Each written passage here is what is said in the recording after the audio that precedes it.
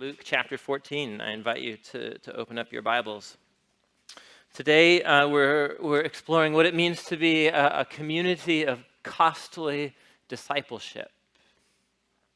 Dietrich Bonhoeffer, he was a German theologian. He famously said that when Christ calls a man, he bids him to come and die. That's good news. Luke 14. Verse 25, Surgeon General's warning. This is like having a very, very, very stiff drink, reading these verses right here. So get ready. Verse 25. Now great crowds accompanied him, and he turned and he said to them, "If anyone comes to me and does not hate his own father and mother and wife and children and brothers and sisters, yes, even his own life, he cannot be my disciple. Whoever does not bear his own cross and come after me cannot be my disciple. For which of you, let's say you're desiring to build a tower, will not first sit down and count the cost about whether he has enough to complete it? Otherwise, when he's laid a foundation and then he's not able to finish, everyone who sees it is going to begin to mock him, saying, this guy began to build, but he's not able to finish.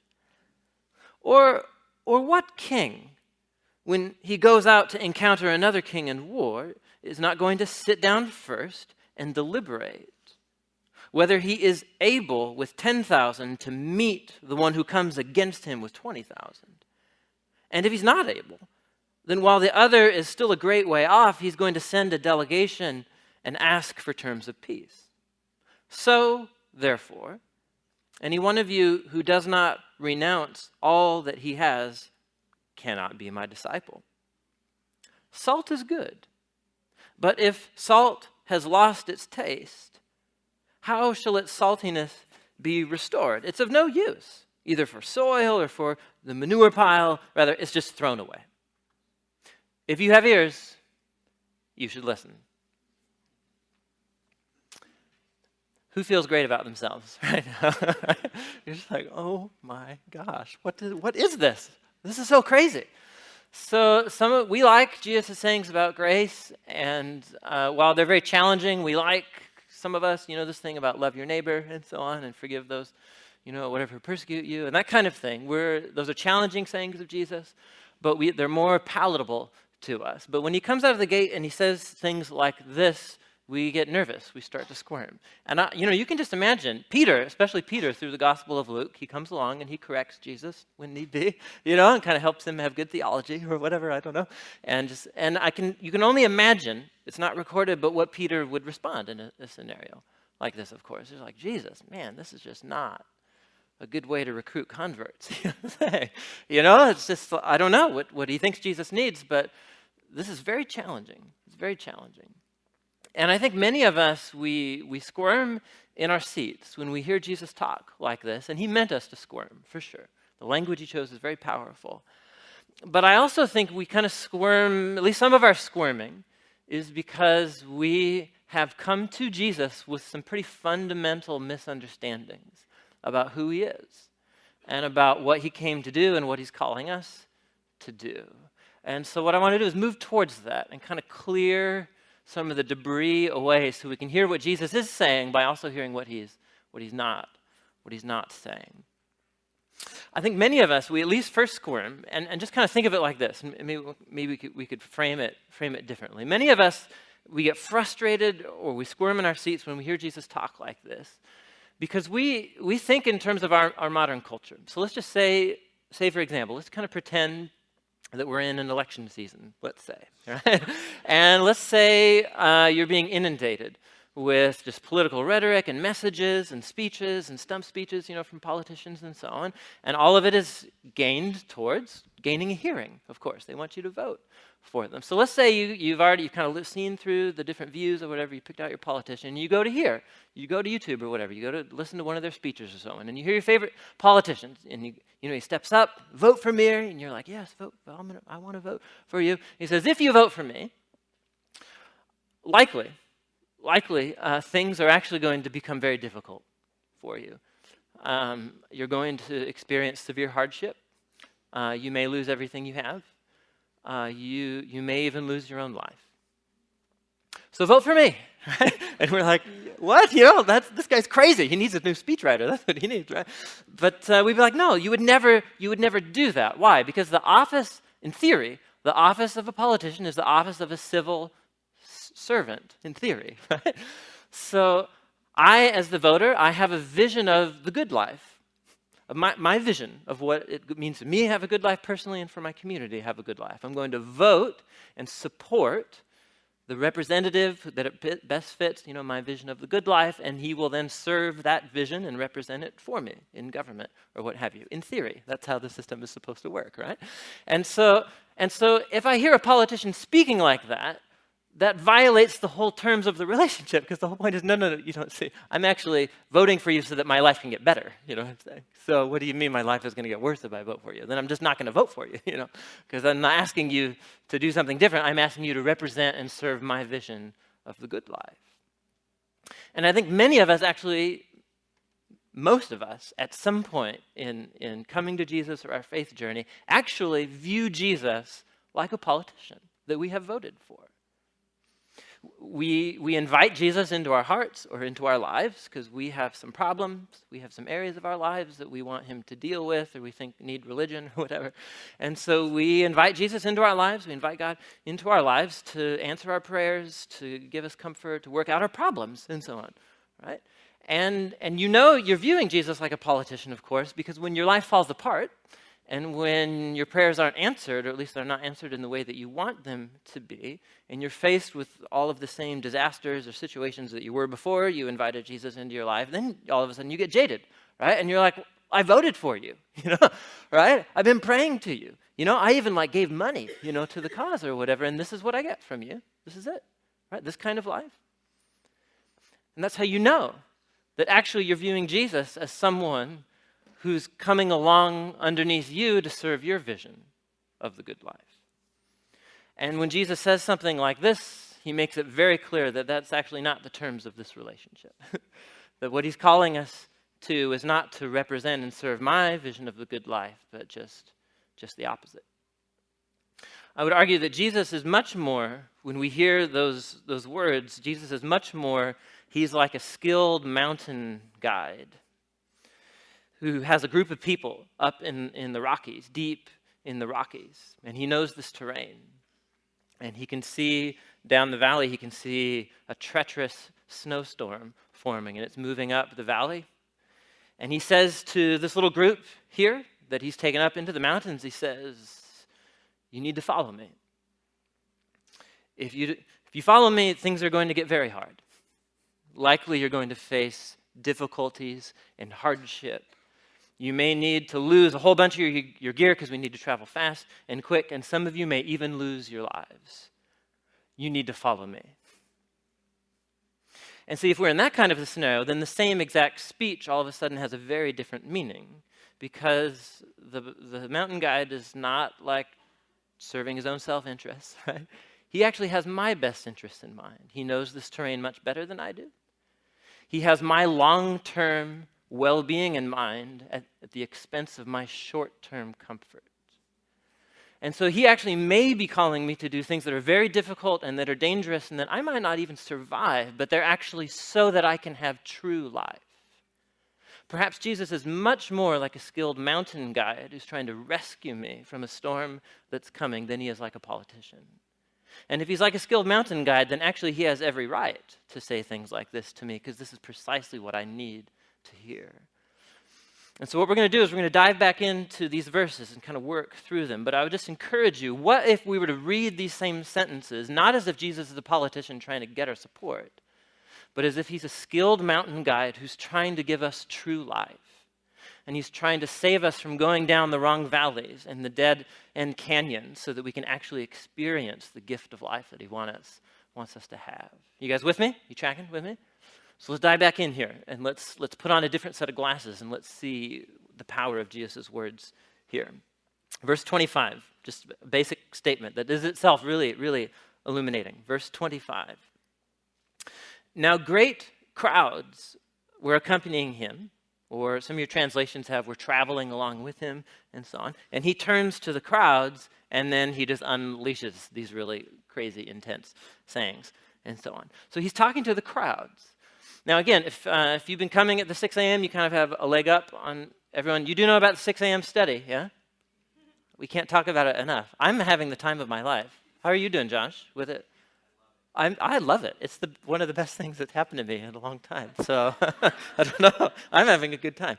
So you have a leg up, because what we're doing is we're tracing not just like the meanings of words and of the verses and so on. We're actually looking at the architecture of these books and the flow and the context. And so whenever you're reading the teachings of Jesus, context, context, context. Who's he talking to when he says this? Why is he saying this now? And so this center section of Luke, from chapter 9 to chapter 19, Jesus is on a journey. In chapter 9, Jesus set his face towards Jerusalem. He knows that he's going to die there and be raised there to accomplish the great act of redemption. And so you'll occasionally just get these little notes from chapter 9 forward as they were going along the road, as they were traveling here. Turn back a page to chapter 13 with me. Chapter 13, verse 22. And you'll see the setting of where Jesus is. Chapter 13, verse 22.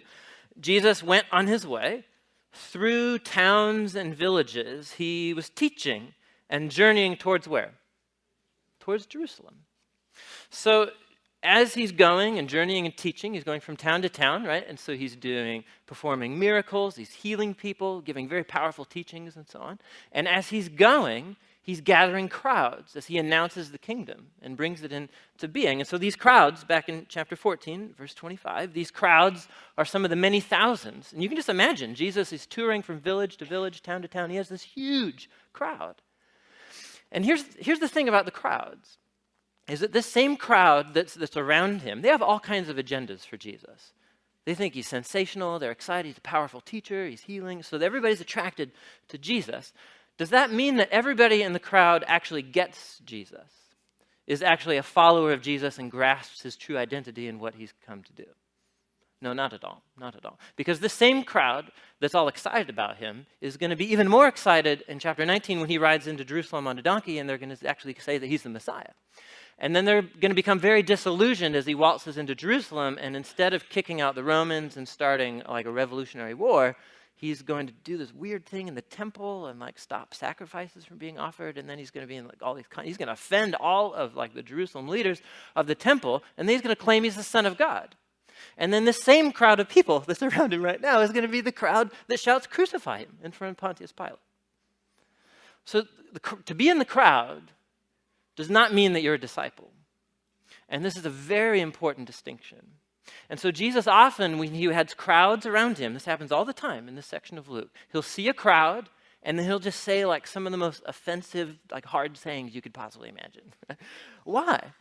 Because he's trying to sift the crowd.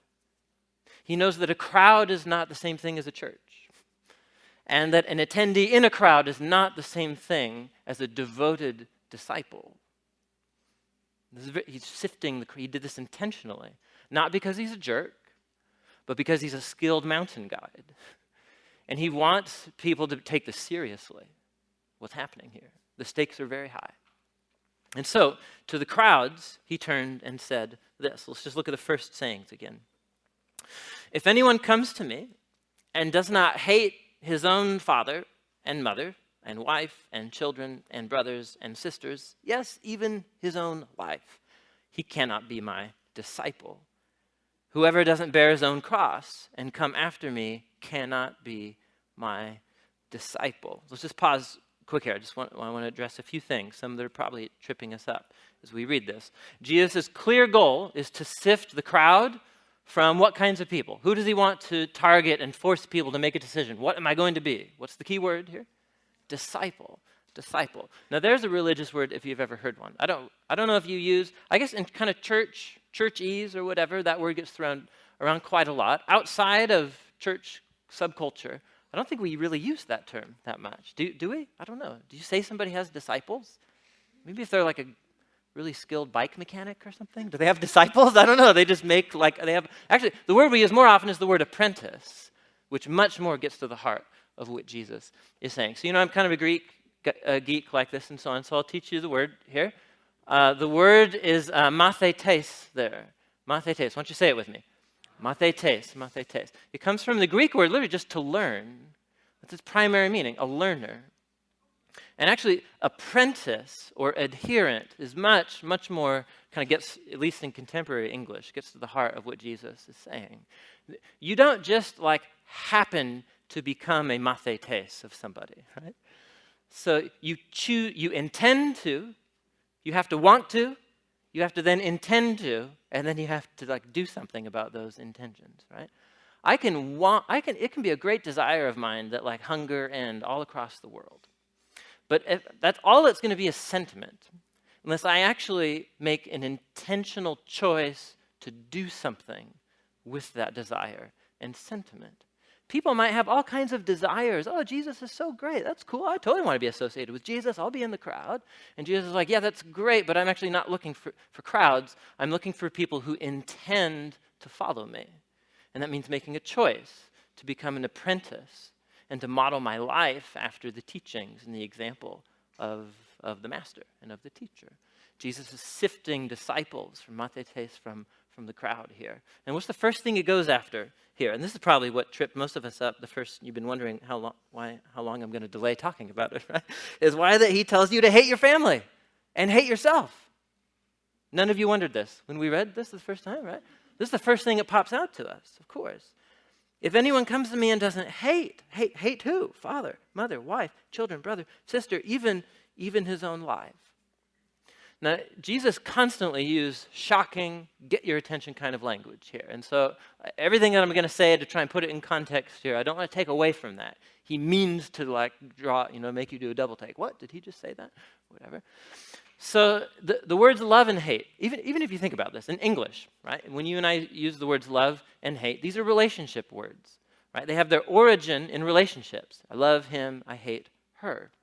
But even in English, just think about it. We don't use those words literally all the time. In fact, if you think about it, most of the times you use the words love and hate are probably non-literal. You know what I'm saying? So I love pizza. And if that means the same thing as some of you have heard me say this before, if I love pizza, if that word love means the same thing as when I say I love my wife, my marriage is in deep trouble. You know what I'm saying, right?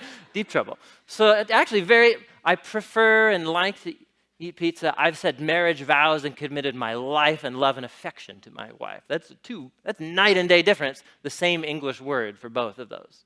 Love is actually one of the most, I think, unhelpful words in the English language because it can mean about a million different things, you know what I'm saying? So, and the same with hate. I hate lima beans, whatever, but I hate a person. Well, it's kind of the scales a little, you know? So even we use those words non-literally. And it was the same in Jesus' time and culture and so on, but they use them a little bit differently in non-literal language.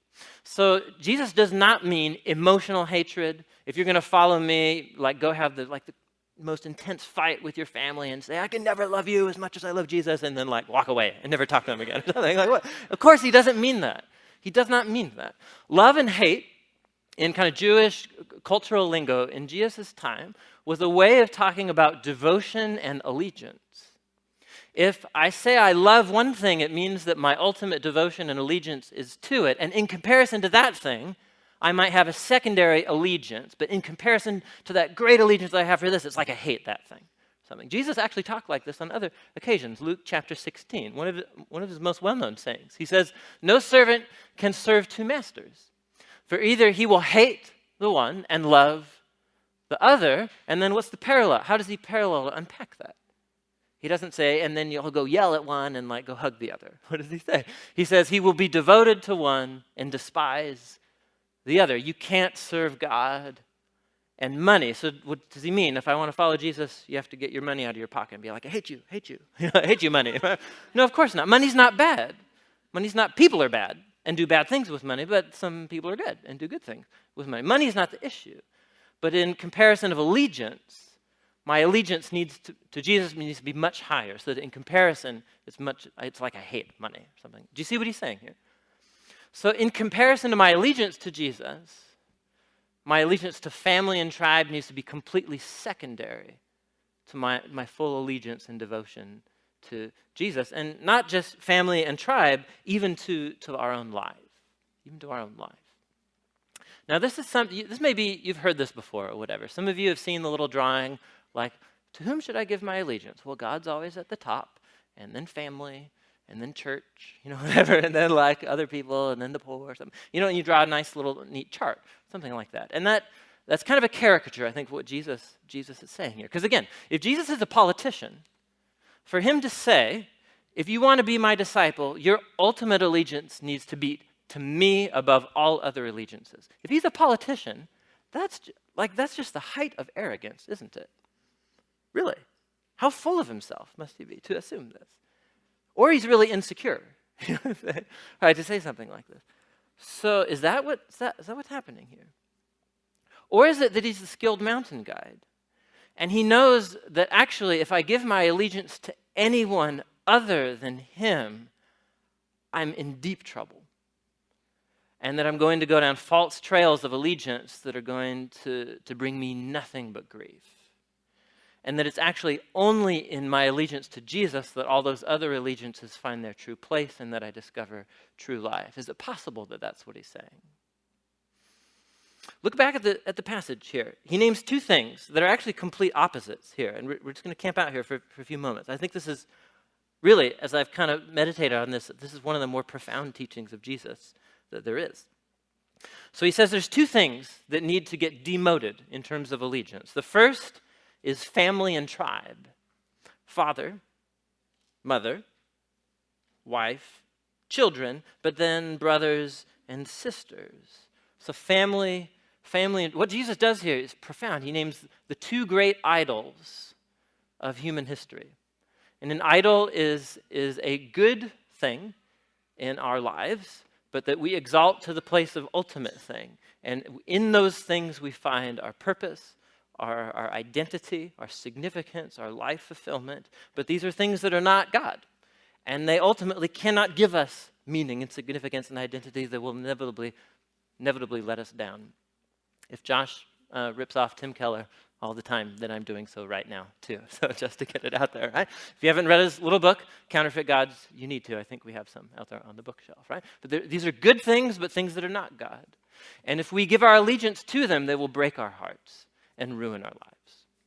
And so he names the two great idols of human history. First is family and tribe, but then the other is the exact opposite. Family and tribe, and then what's the last thing he names? Yourself. your own life.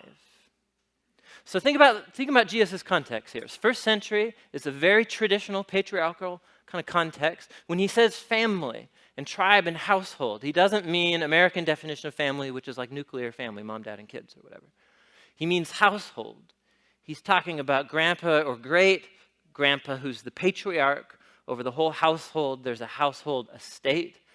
Everybody in the family, everything is about allegiance to family. And everything you do is about increasing the honor and the well-being of your family. This is like very many traditional cultures around the world. Who you marry is set under your allegiance to family. You're going to marry the person who can bring the greatest wealth, honor, prestige to your family. What you do for a living, you're not going to move away from your family. That would dishonor your family. You take up the family business and you do your best. You don't like go live in some other part of town. You like build your house onto like great grandpa's house or whatever, and it's the big. This is very common in many, many cultures around the world, and there are many benefits to living in that kind of culture too, right? Because the family provides its own sense of identity and belonging and community, its own safety net for when some people in the family have financial disasters or whatever. But also when the family gets exalted, often at the expense of the individual. And so like little Mary has to like marry some dude she totally doesn't love, And like John has to take up the family business when he hates like putting horseshoes on horses or whatever. He wants to go like write computer software or something, And so the family gets exalted at the expense of the individual. And so Jesus waltzes into that kind of culture, and he says things like this. It's just like throwing a grenade into a room. He told some people to leave their families, like the 12 disciples, to leave him, their families, and come follow him. We don't hear much about the families of disciples. Some of them were married, and we know some of them brought their families around with them. It's not entirely clear, but what Jesus was asking people to do in his setting that exalted family at the expense of the individual was very, very scandalous. But Jesus knew that exalting the family to find the ultimate place of finding meaning and identity and fulfillment, he knows that it will break your heart. It's a false canyon that as a snowstorm comes, you'll be overtaken. Why? So even think of the way that in Christians, specifically kind of evangelical subculture, the way that marriage and family is sometimes exalted. You would think that we've just forgotten that the two major key founders in the Christian movement were both single. Yeah, like Jesus, you know, and that often gets totally ignored in Christian subculture. And family and marriage get exalted to this place as if, and this happens in our culture at large here. It becomes the ways in which people find meaning in life. How many of you have met parents, and you may not be self-aware, how many of you are parents, right? That you actually, whether you realize it or not, you've actually come to find your whole sense of self-worth, your sense of value and identity in your role as a parent. How many of you are children of parents like that, right? And so here's what's going to happen is that whenever the kids grow up and then eventually disappoint their parents, because they're humans, right? And that will happen, and will begin to make choices different from the parents, or maybe even bad choices, and so on. Yes, that will break any parent's heart, but a parent whose identity has become so involved in their role as a parent, it'll break them. It'll break them. They can't live through the guilt and the remorse anymore because their whole sense of worth, right?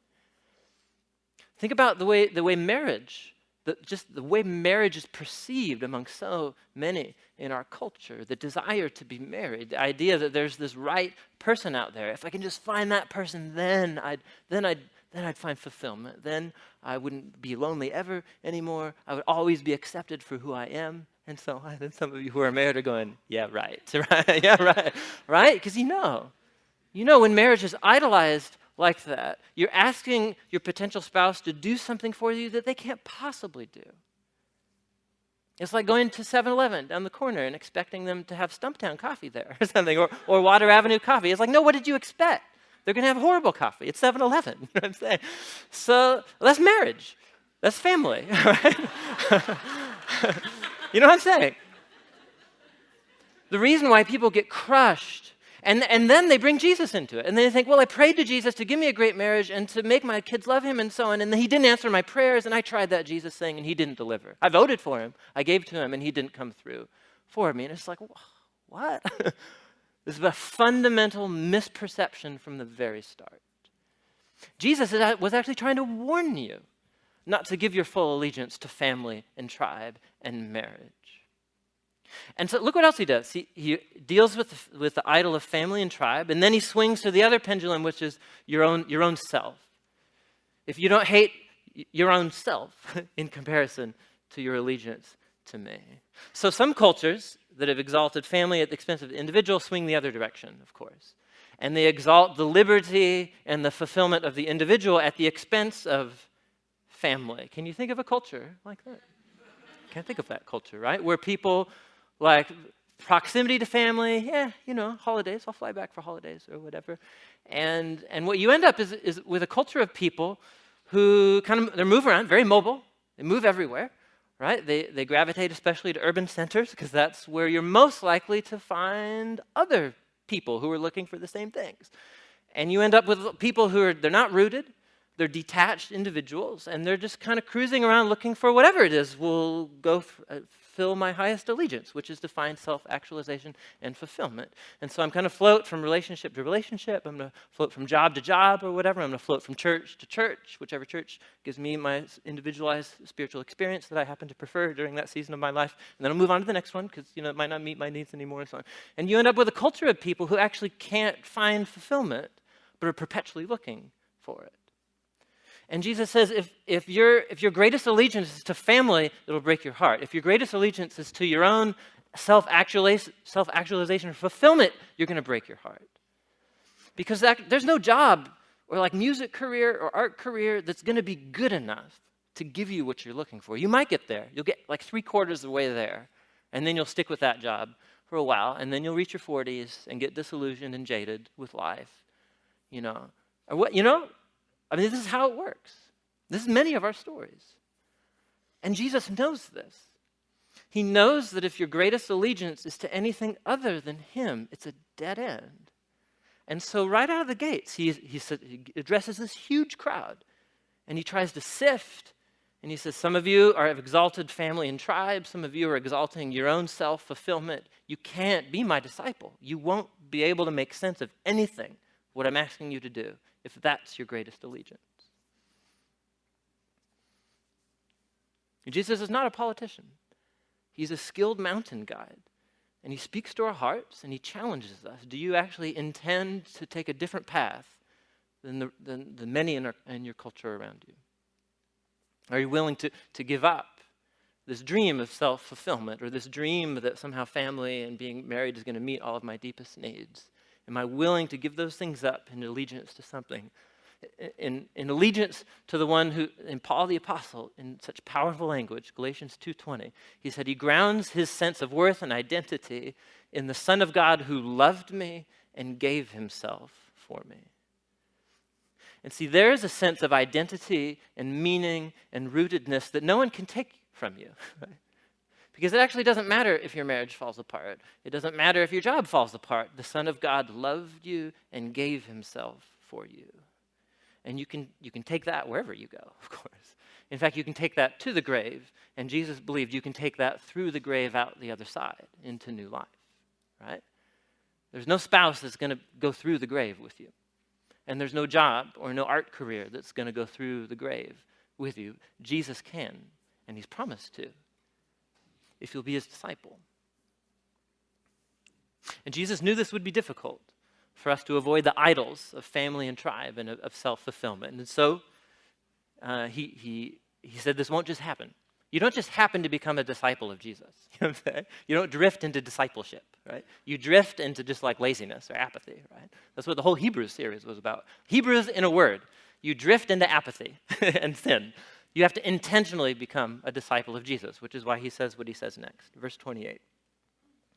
He says, which of you, desiring to build a tower, is not going to sit down first and count the cost, whether he has enough to complete it? Otherwise, when he's laid a foundation and isn't able to finish, everyone who sees it is going to mock that guy, saying, man, this guy began to build a tower and he wasn't able to finish it. What a chump. Or what king going out to encounter another king in war won't sit down first and deliberate if he's able with 10,000 to meet the one who comes against him with 20,000? And if he's not able, then while the other is a great way off, he sends his delegation and he asks for terms of peace. So therefore, if any of you does not renounce all he has, he can't be my disciples. He tells two little stories here, two little parables. And they may be familiar to you, though I would encourage you, they were familiar to me until I started reading them closely and realized I'd actually never really understood them. Right? So he has these two little parables, and the theme is on what? Counting the cost. If you're going to start something, and clearly he means if you're going to intend to be my disciple, you better sit down and do the math first. Do you realize what this means? Do you realize what you're committing yourself to? This is not going to be easy. It's like the skilled mountain guide. It's going to be difficult. It's going to be hard. It may cost you everything you have. It might even cost your life. So follow me. You know? And Jesus is like, you need to think that through. You don't just happen to become a disciple of Jesus. But here's what's interesting. And here's what never hit me before. Of course, Jesus means sit down and be intentional about it. Don't just sit among the crowds and think that makes you on good terms with Jesus. You need to make a choice, be intentional, count the cost. But notice in both cases, the guy counts the cost, the king deliberates, and both of them come up short, don't they? Right? That's the whole emphasis of each parable. If the guy were to sit down and think through and count the costs, he would see that he doesn't have enough. And the king would sit down and deliberate, and he would realize, holy cow, I've just got 10,000, and I need like at least 20 or 25 to do this thing.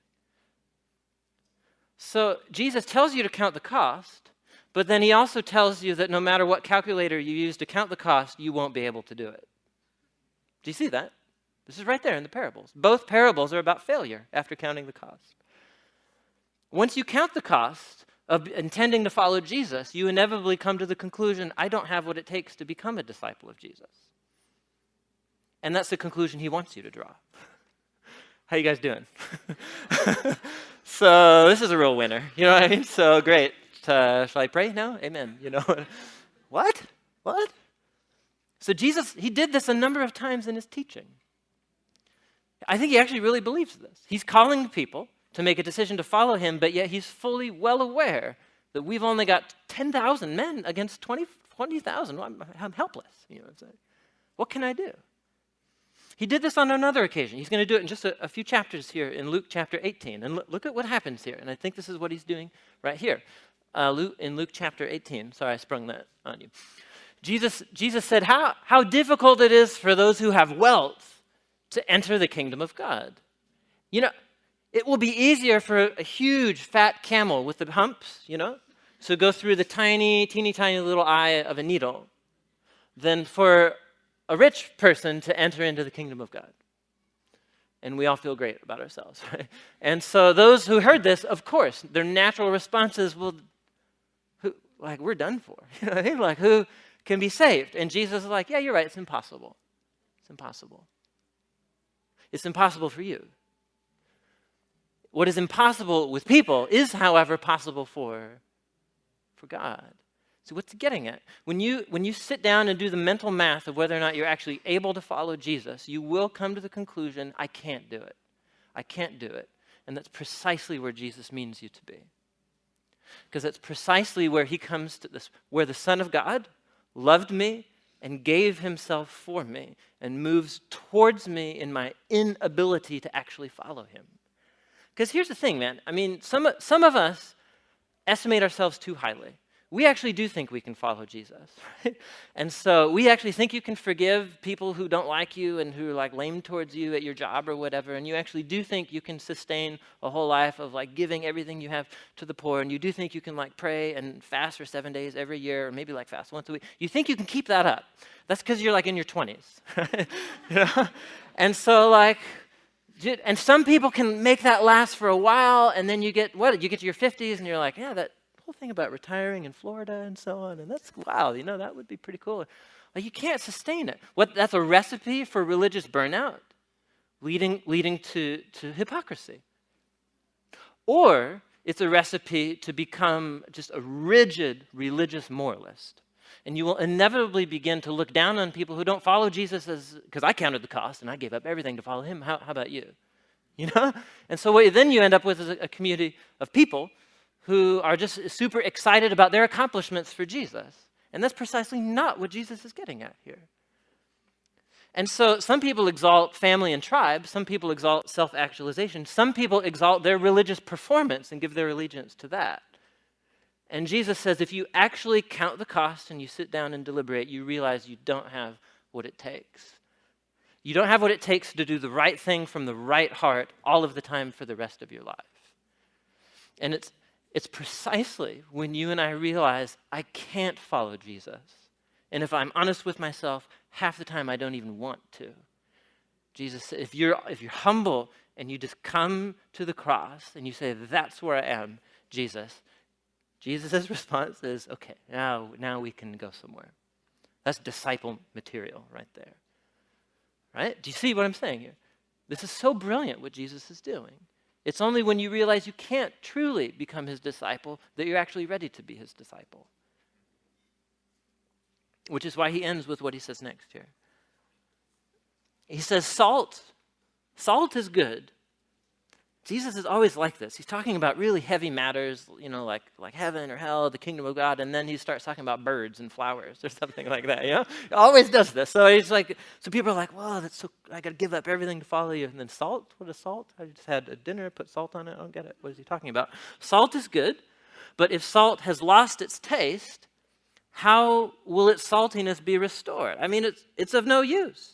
It's of no use for soil, for the manure pile. It's just going to be thrown away. How many of you have ears? You should listen. And then he's just done. You know, what? It's a salt. So I think this is what he's getting at. Jesus called his disciples in the Sermon on the Mount, he calls his people, you are the what of the earth? Salt of the earth, and he paralleled that. Salt of the earth, light of the world.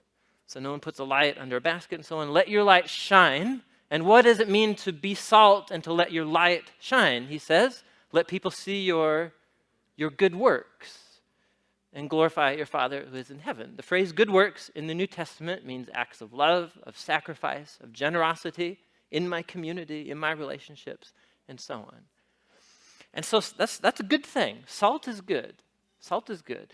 You can actually only be salty, of course, once you recognize that you actually can't be salty in and of yourself. It's only when you confess, I can't be salty, Jesus, that he can begin to work with your soft, humble heart and empower you by the Spirit to make you salty. Salt is good. Salt enhances flavor. Salt is a preservative, and so on. And so this became Jesus' image of his disciples out there in the world. People who recognize I actually don't have what it takes to follow Jesus, but he's met me in that place and in my humility and my brokenness. He loves me. He gave himself for me. Now I can begin. Because what I do is now not about pleasing Jesus or honoring my family or self-fulfillment. It's just simply responding to the love that Jesus has shown me. And when I fail, I get up on my feet. Forgive me, Jesus. Here we go again.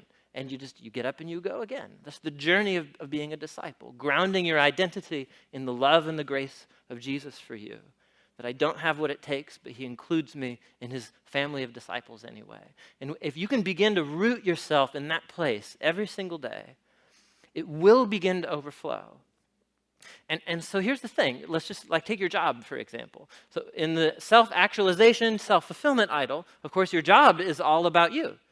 Right? Your job is the place where you find meaning and fulfillment. It's where you're going to improve your resume. It's where you're going to, whatever, at least make enough to provide for your needs or your family if you have one. But then, of course, you want to get ahead or whatever. So the workplace becomes a whole bunch of people competing with their own idols of self-fulfillment and so on. Right?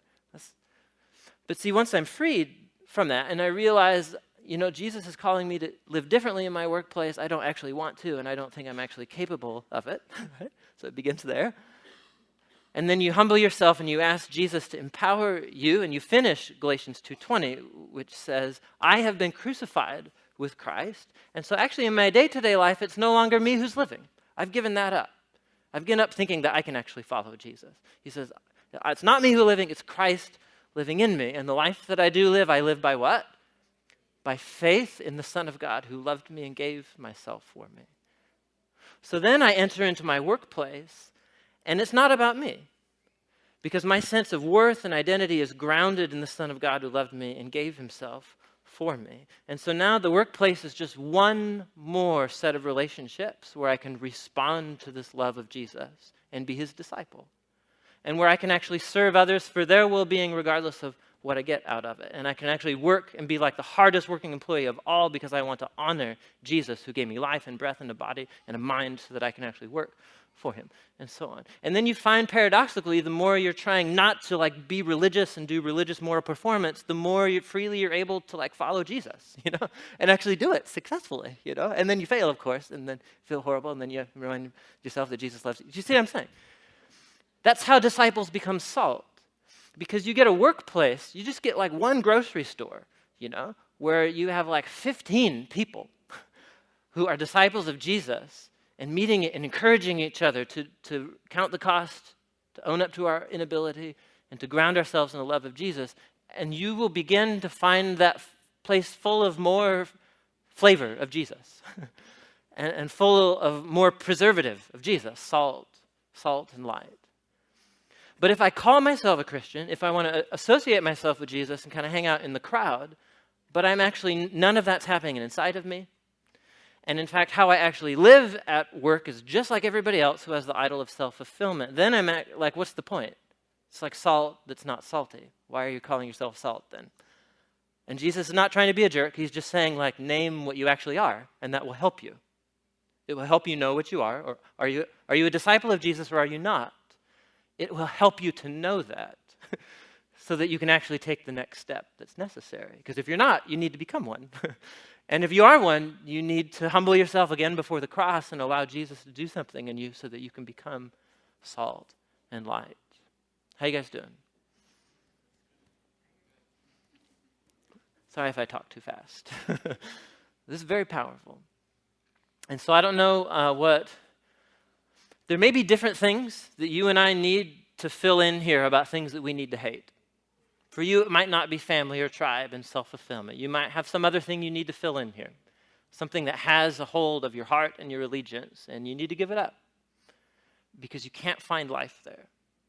And some of us need to give it up tonight, because it won't just happen. You have to choose to. You have to choose to trust this Jesus who's guiding us through the mountains. He has our best interests in mind, not our comfort or even short-term happiness. He has life in mind for us, but we have to trust him.